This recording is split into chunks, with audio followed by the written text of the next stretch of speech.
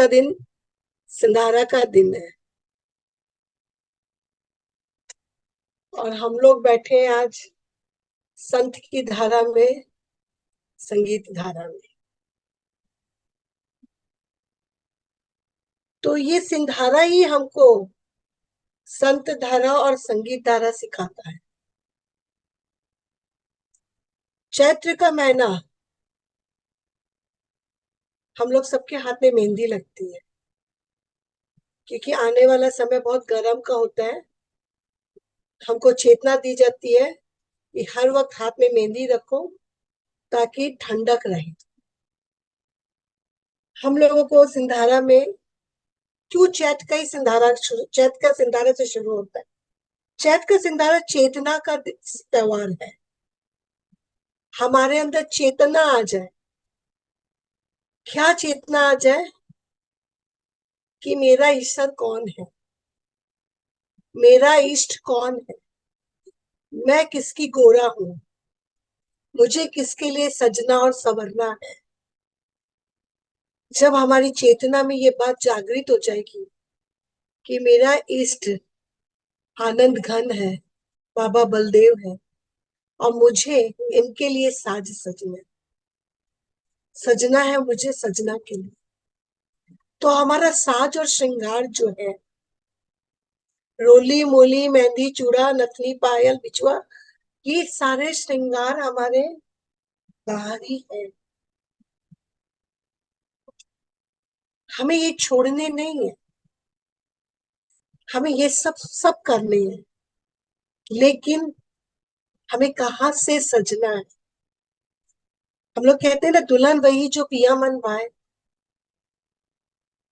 तो सत्संगी वही जो संत मन भाए। तो हमें हमारे साज पर ध्यान देना है कि लाल की लाली से हम रंगे। मेहंदी की डाली तो आज चढ़ेगी कल उतरेगी, पर लाल की लाली अगर हम पर चढ़ जाए, लाली मेरे लाल की जित देखो तित लाल, लाली देखन मैं गई मैं भी हो गई लाल, तो हमारे जीवन में एक लाली का भाव आएगा कि लाल मेरे अंदर उतरे। और उसकी लाली, लाल रंग प्यार का प्रतीक होता है। अब तक जो प्यार हमारे अंदर है वो लेने का है कि कोई हमको प्यार करे, कोई हमको देखे, कोई हमको बेस्ट बोले, ये जिंदगी यूं ही नहीं गुजर जाए, सब हमको प्यार करे। और संत दरबार में जब हम लोग आ जाते हैं तो गुरु जी हमको वो गोरा बनाते हैं कि टेढ़ा बाका ईसर भी हो तो हम लोग अपने प्यार से उसको ठीक सजा लेते। हम कहते हैं कि कैसा भी आदमी मिले उसको भगवान बनाने की कला भारतीय नारियों में है। हमारे यहाँ कभी भी डाइवोर्स पहले होता ही नहीं था, कभी नहीं हुआ है। क्योंकि क्यों नहीं होता था? क्योंकि बिंद सो मोती, जो जहां से मिला है उसी को हमको निभाना है। और ये निभाने की जो ताकत है, ये श्रृंगार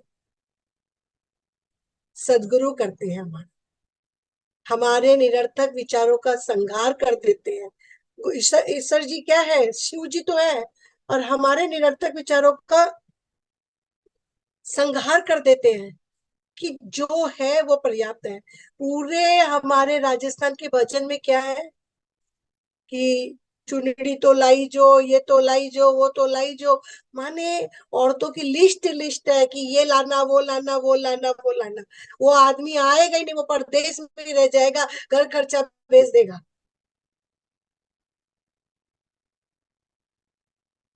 तो हम कभी भी इंसान को नहीं बोले आप आइएगा, पहले लिस्ट भी दे दिए कि आओ तो ये सब लेकर आओ।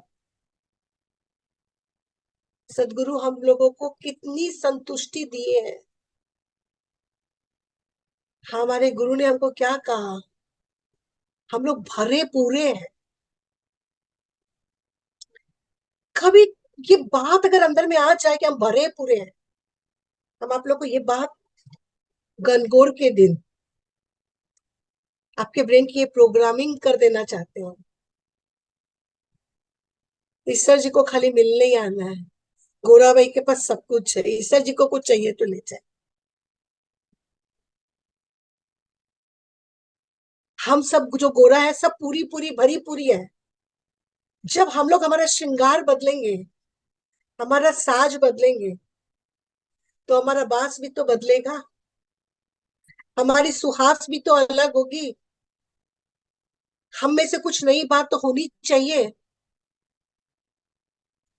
संत दरबार में ये जो त्योहार बनाया जाता है, ये क्या बोल रहा है? तज तेरे हार को, त्योहार, तज, तू तैयार हो जा, तेरी जितनी भी हार थी सब खत्म हो गई। त्योहार हम लोग क्यों मनाते हैं? कि भाई आज सारी हार को खत्म कर और तू तरोताजा हो जा। तू रास में, रंग में, साज में, श्रृंगार में, भोजन में, प्रेम में तू तल्लीन हो जा। अगर वास्तव में घटना के दरमियान हम ठीक से चुनरी ओढ़ ले, ठीक से श्रृंगार कर ले और ठीक से आवाहन कर ले, तो मेरे हिसाब से एक बार में ही काम पड़ जाएगा। हम लोग बोलते हैं ना, इस लड़की को दिखाना नहीं पड़े, एक बार में ही काम पड़ गया। बस एक रिश्ता आया तो वही बात पक्की हो गई, और वो भी चला के आया। तो बस वही काम यहाँ होता है कि जब हम ठीक से करते हैं तो एक ही बार की गनगौर में हमको ऐसे गुरु मिल जाते हैं कि सदा सदा के लिए हम सुहागन हो जाते हैं। सदा सदा के लिए आत्मा सुहागन हो जाती है कि उसने इष्ट ने उसको वरण कर लिया, इष्ट ने उसको अपनी शरण में रख लिया और उसको कहा तू संत धारा की सती है। और संत धारा में हमें क्या सिखाया जाता है? कि तुझे आदि की चिंता नहीं करनी है, तुझे अंत की चिंता नहीं करनी है। तो इस पल उस अनंत के साथ, उस आनंद के साथ जी।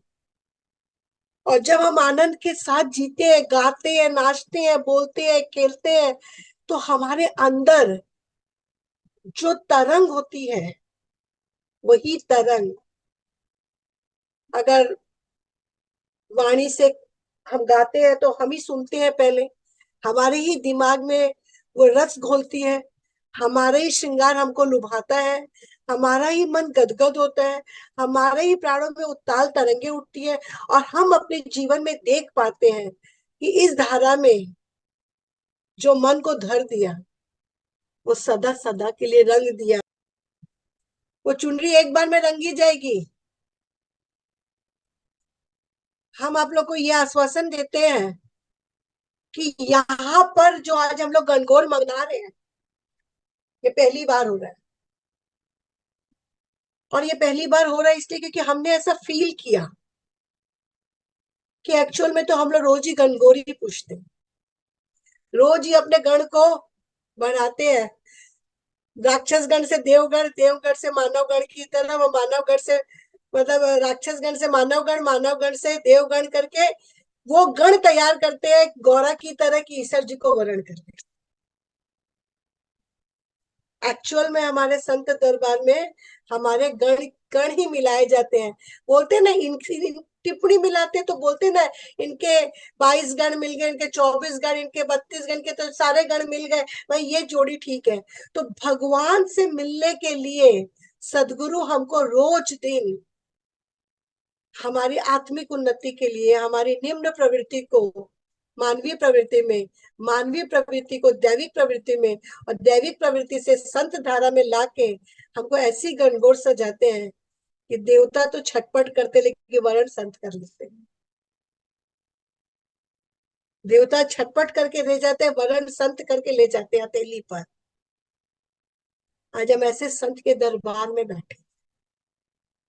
आप लोग गणगौर पूजो तो बिल्कुल भाव से पूजना, चाव से सजना, मेहंदी की लाली में अपने लाल को निरखना, अपने हर गीतों के बोल में उसका आवाहन करना, अपने गोर बिंदोरे का अच्छे से कराना। हर काम करते वक्त देखो रिश्ते को कितना पावन रखते हैं हम लोग, कितना सुंदर बनाया। राजस्थान जितना ड्राई था उतने ही रंगीन कपड़े हम लोगों ने पहने, उससे ज्यादा सुंदर कॉस्ट्यूम वर्ल्ड में कहीं नहीं है। बेस्ट कॉस्ट्यूम राजस्थान का है, बेस्ट कॉस्ट्यूम ज्वेलरी राजस्थान की है। फूड के बारे में हमको नहीं पता बेस्ट है कि नहीं, कि वो आटा की लोई बाटी हम खा नहीं पाते हैं, लेकिन हमारा कॉस्ट्यूम, हमारा फोक सॉन्ग, हमारे फोक सॉन्ग के अंदर हमारा पूरा लाइफस्टाइल छुपा रहता है। और हमको आज के प्रवचन में सबसे ज्यादा आज के भजन में सबसे अच्छी बात लगी कि भारतीय नारी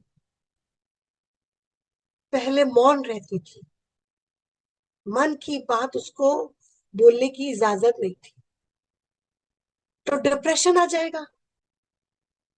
तो भगवान ने देखो कितनी अच्छी, भगवान तो नहीं मानवकृत धर्म है, बड़े लोगों ने कितना अच्छा ये गीत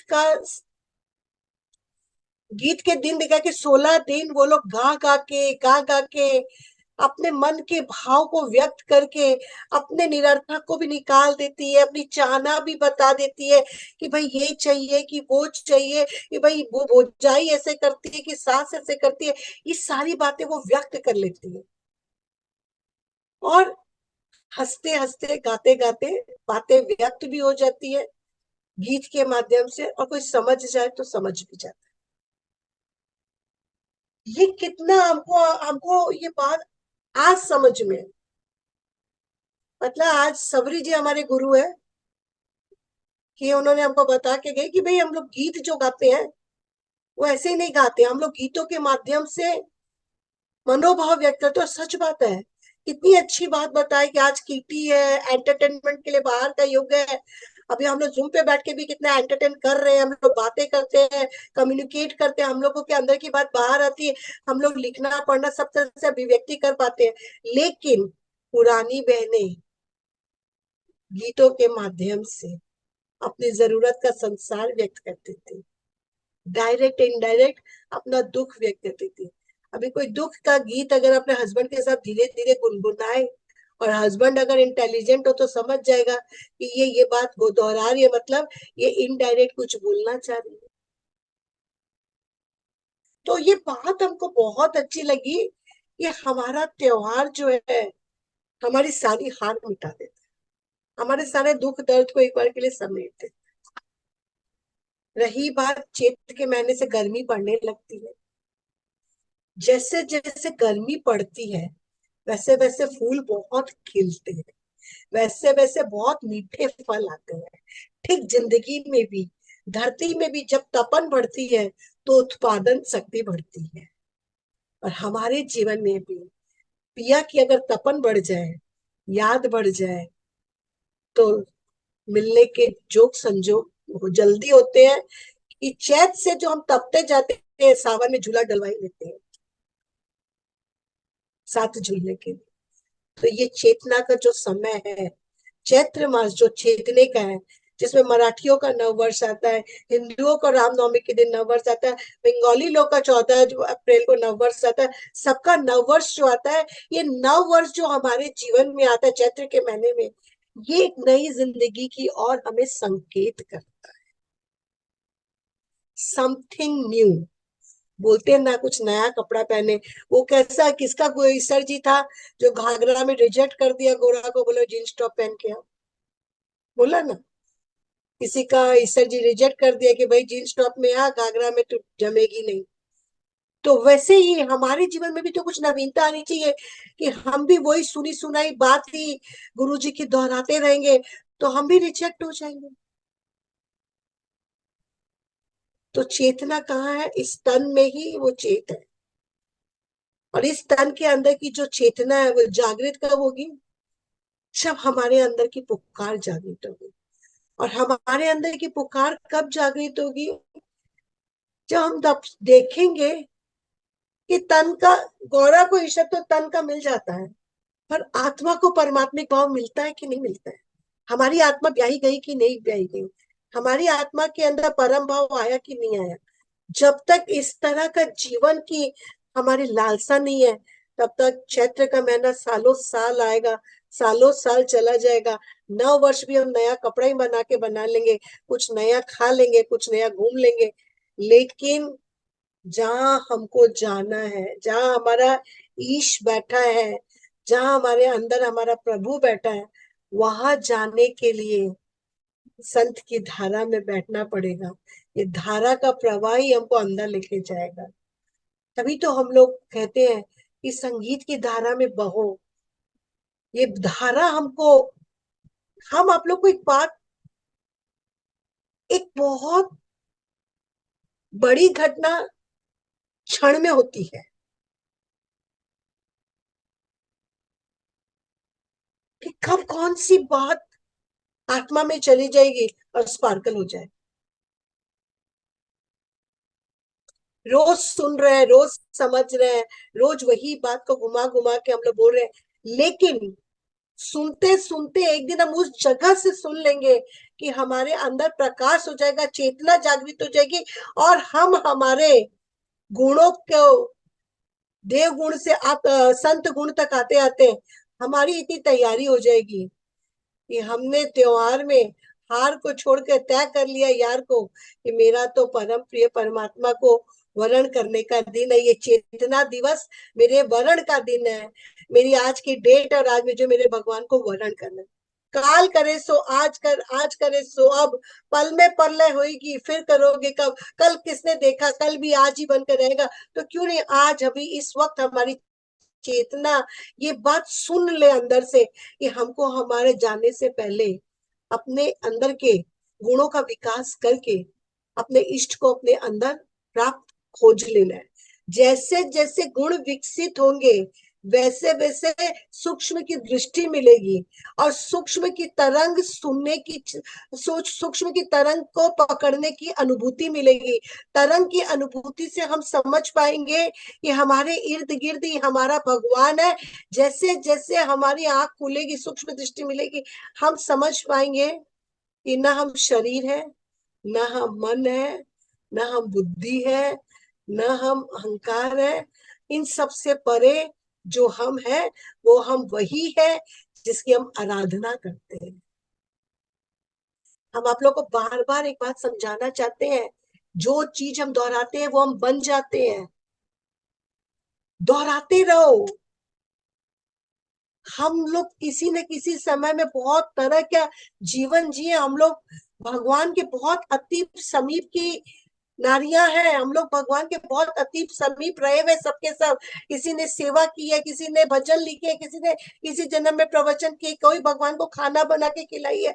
अनंत रूप में हम सब में, सब किसी न किसी रूप में भगवान की सेवा की है। इसलिए आज हम सामूहिक रूप से सत्संग करके फिर से अपनी आत्मा का विकास करके अपने परम भाव को प्राप्त करना चाहते हैं, क्योंकि ये ऊपर जाके नीचे भी आता है। ऐसा नहीं है ऊपर जाने के बाद ये ऊपर ही रह जाता है। हम लोग कहते हैं ना, ये पहले तो बहुत करोड़पति थे भाई, इनकी तो बात ही अलग थी, इनके तो उस जमाने में रोल्स वगैरह थी, इनके तो इतनी दुकान थी, इतना मकान था, ये ऊपर जाके अब नीचे आए। लेकिन जो नीचे है वो वापस ऊपर जाएगा, नीचे से भी ऊपर जाएगा, बॉल नीचे जाएगी तो ऊपर भी आएगी। तो बात हमको यही समझनी है कि जीवन में हम अगर वास्तविक श्रृंगार चाहते हैं तो हमारे अंदर सबसे पहले हम भय से मुक्त हो। हमें जो होगा वो होना ही है, हमको सिर्फ उसको देखना है। उस वक्त जो प्रेरणा आएगी वो कर देंगे। तो जैसे जैसे अभय भाव आता जाएगा वैसे वैसे जीवन बदलता जाएगा।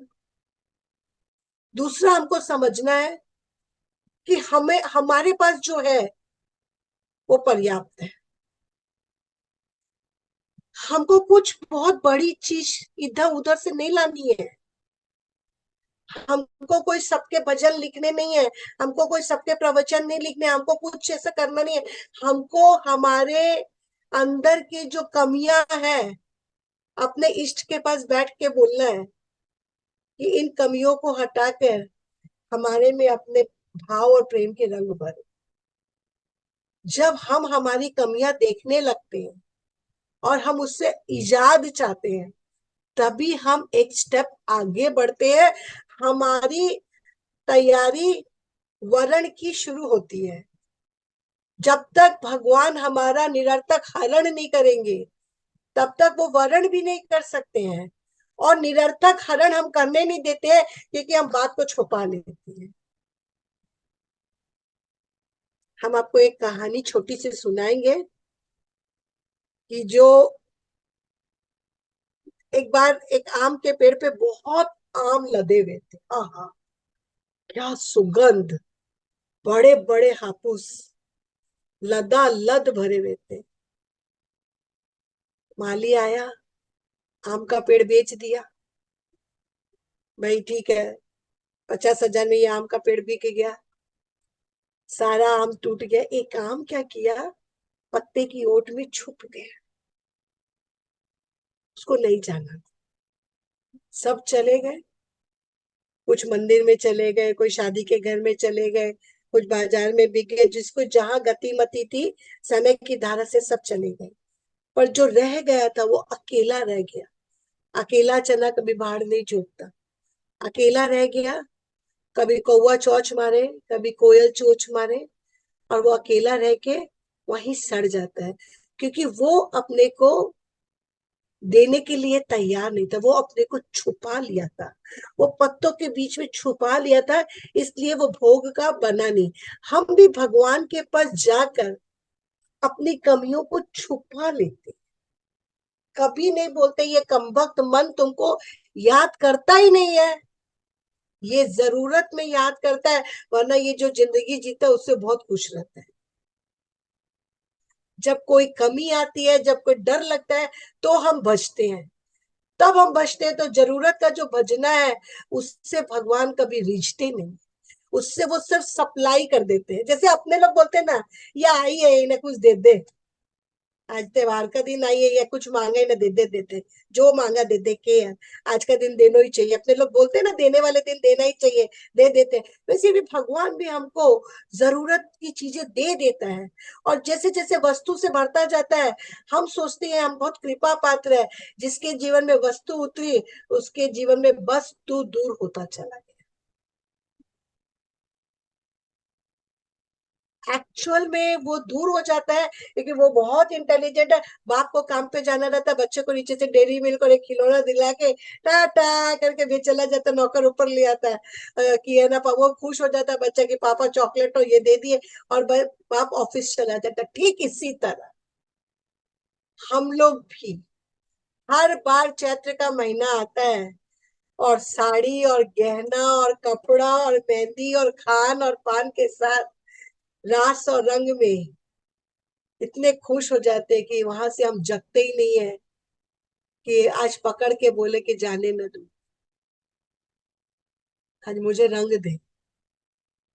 भगवान मुझे रंग दे, मुझे ऐसी चेतना में रंग दे, मैं जागती सोती तुझको बचती रहूं, तुझे जीती रहूं। उम्र के अंतिम पड़ाव में हमारे अंदर अगर इष्ट का प्रेम नहीं घुलेगा तो हम कैसे जिएंगे। सब अपनी अपनी जिंदगी जिएंगे, हमारा इष्ट का प्रेम ही हमको अपने अंदर रस घुलाएगा और हम अपने आप में समझेंगे कि हम ही एक उद्यान है, उसके माली है मैं। हमें गीत है, हमें संगीत है, हमें लहर है, हमें तरंग है, हमें अनुभव है, हमें सब कुछ है। हम कितने पूर्ण है। जहां कान्हा आके रास रचा, हमारा ऐसा अंदर का वृंदावन है। आज सब सखियों को गणगौर के सिंधारा की बधाई। और ये सिंधारा में संत धारा से जोड़कर संगीत धारा में बहते बहते हमारे गुणों का उत्थान कर हमें आगे की ओर ले चले, और वहां से चेत जाए जहां से ऐसे सज जाए कि कोई नहीं बोल सके आप अच्छे नहीं लग रहे। सब दांतों तले उंगली चबा के बोले है, ये नूर कहाँ से पाया, किसने तुझे सचाया।